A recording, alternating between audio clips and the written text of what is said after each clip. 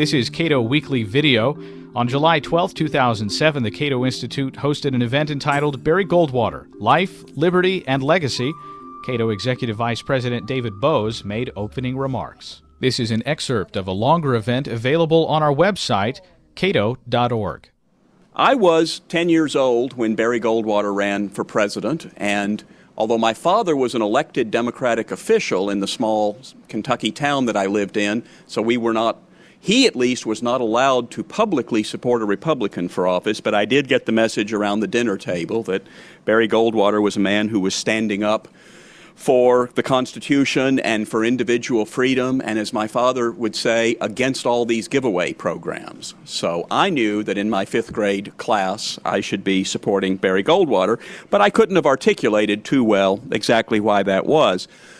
A few years later, I think The Conscience of a Conservative was probably the first political book I read, the first book that made an ideological argument and set me on the path to being here where I am today. There were other books along the way, and some more recognizably libertarian, but I think The Conscience of a Conservative was a very important one in my upbringing. Goldwater, of course, lost that election, but his book and his campaign launched the modern conservative movement.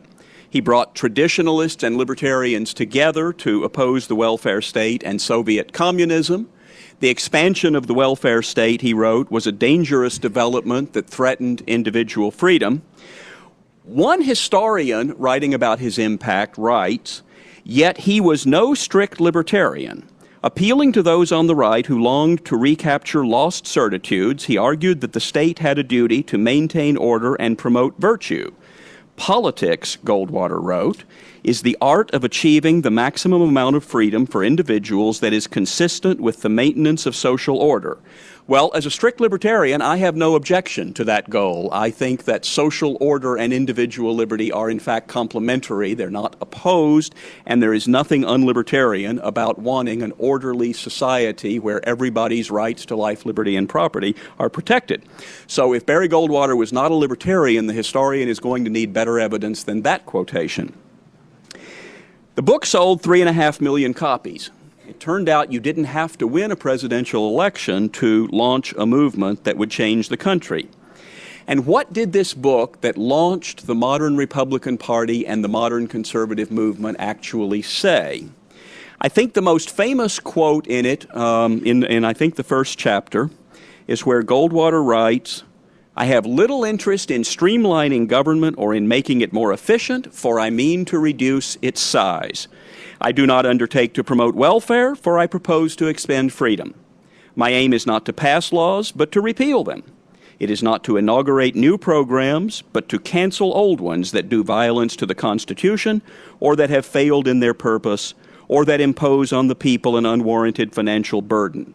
I will not attempt to discover whether legislation is needed before I have first determined whether it is constitutionally permissible. And if I should later be attacked for neglecting my constituents' interests, I shall reply that I was informed their main interest is liberty, and that in that cause I am doing the best that I can."